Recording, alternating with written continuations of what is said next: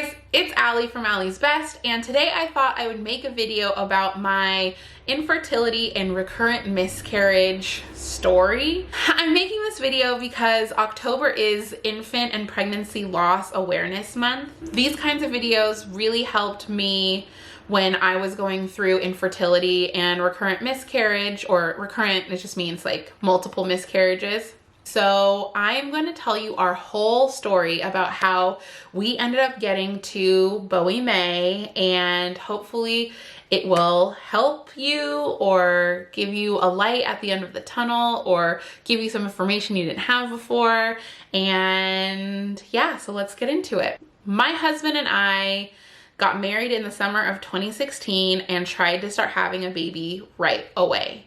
And we actually got pregnant pretty much right away. We found out about our first pregnancy in September of 2016 and we were over the moon.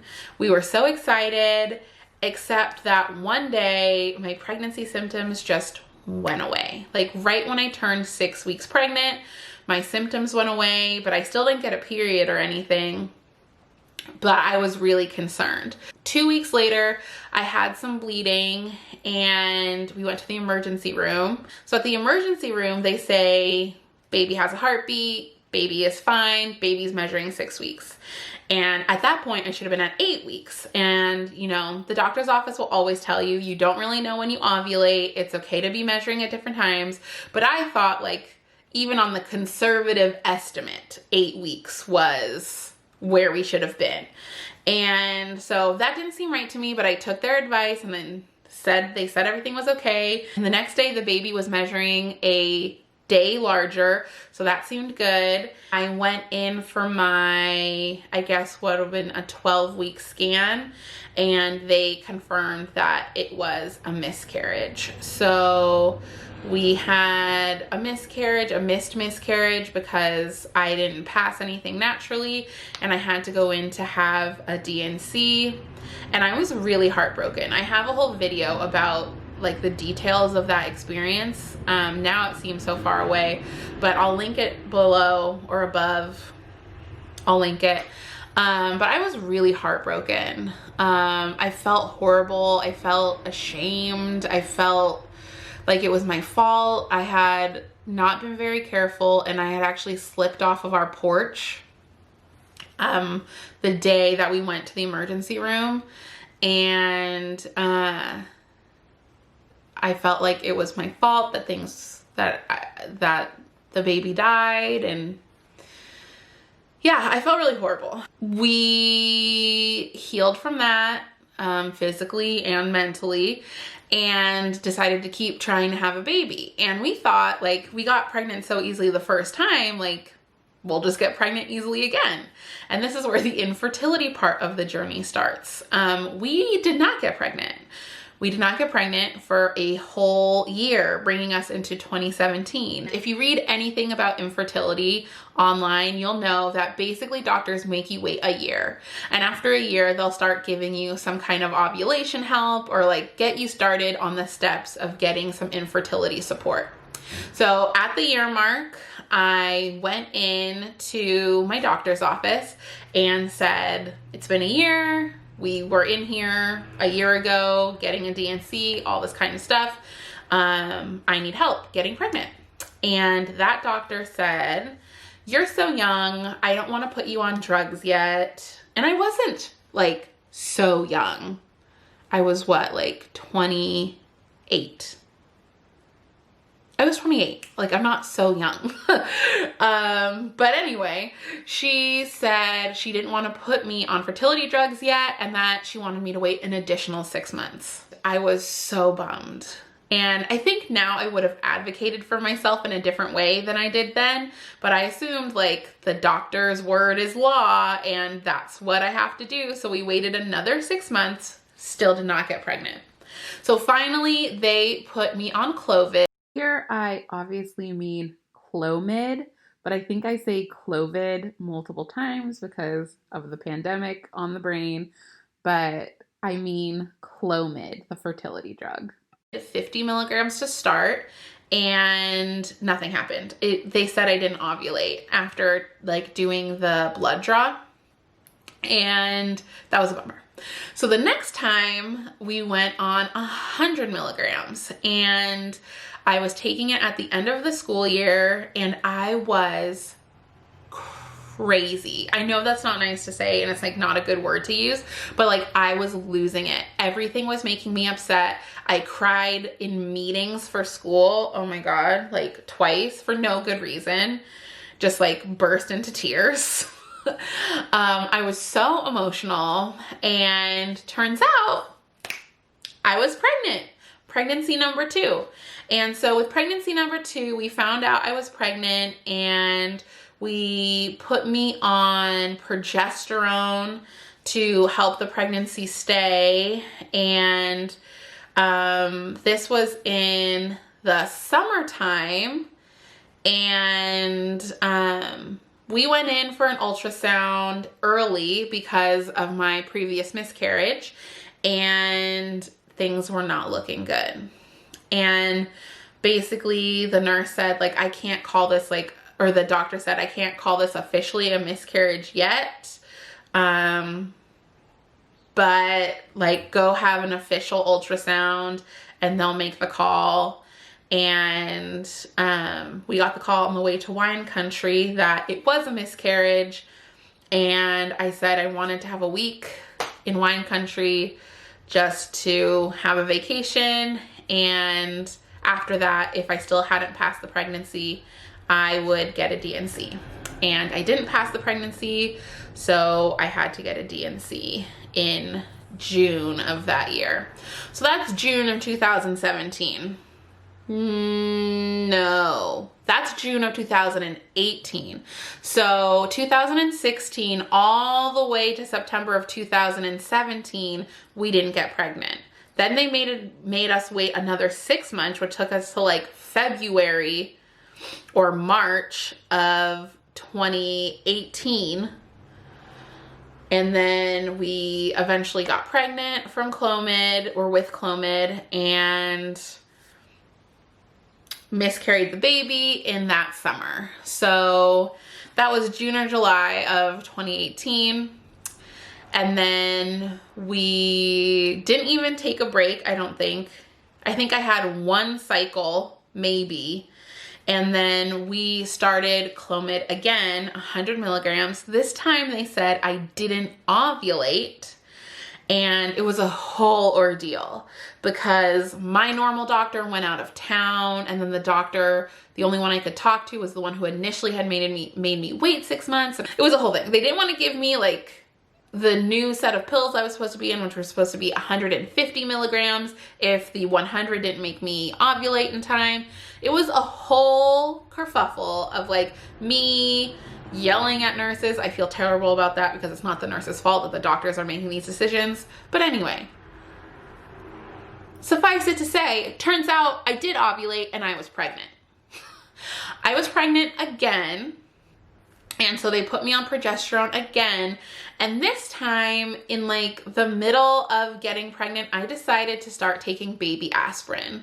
I am not a doctor. Do not take this as advice. And I had read that baby aspirin is something that basically, like, if you have to go to an infertility doctor, which happens around like 2 or 3 miscarriages, one of the first things they'll probably have you do is go on baby aspirin to help with potential blood clotting disorders.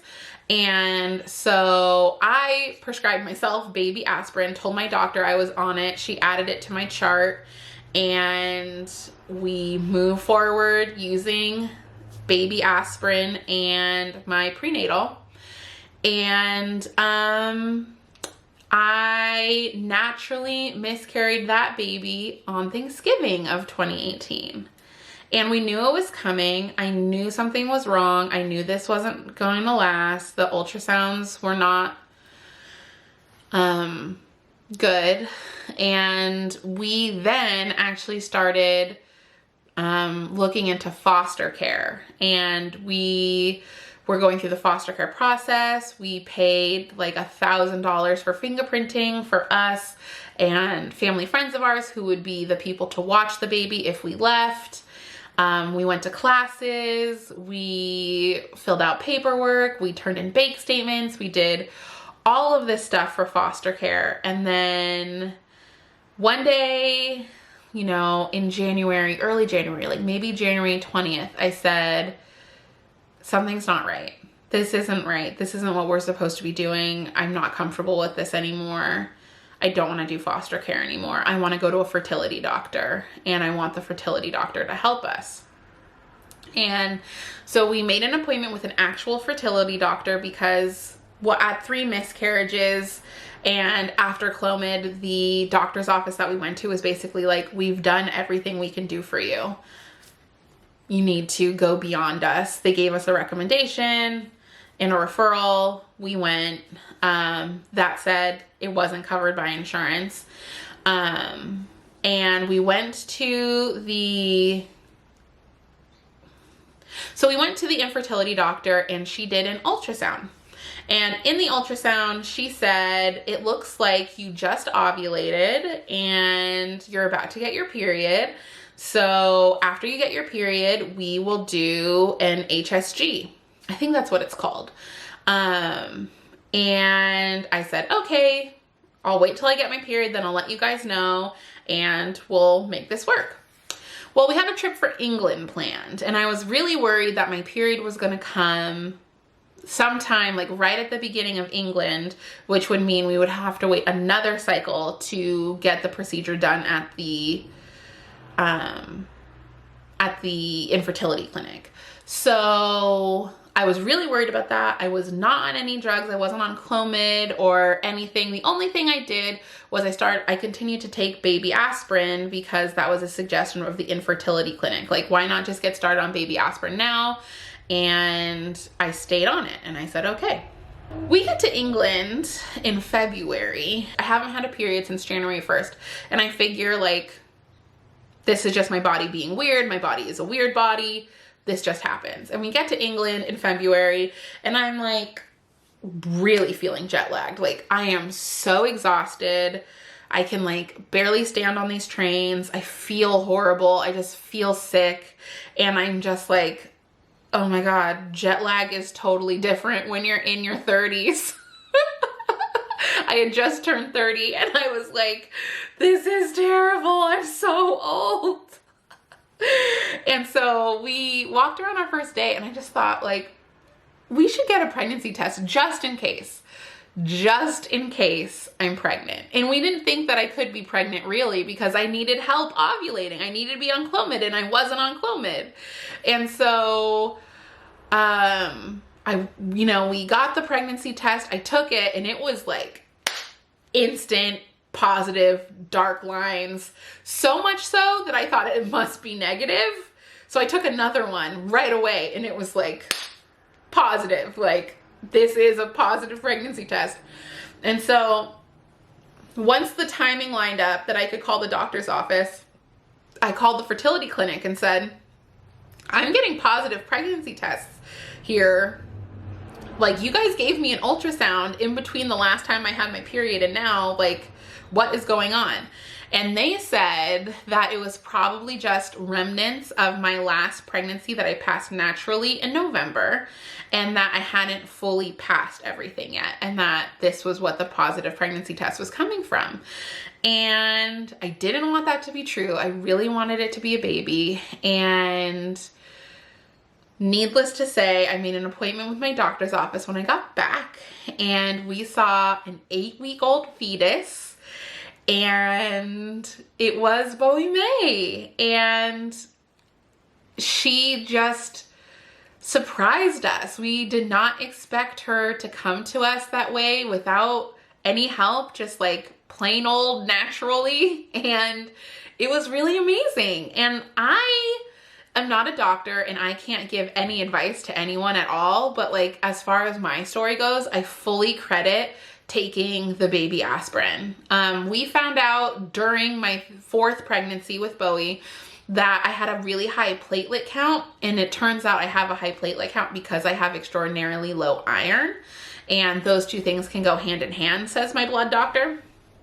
And yeah, so I am so happy now that that is behind us for now and we have Bowie May, and it's just like, I remind myself now, I mean, it was so hard going through it. It was so hard going through it.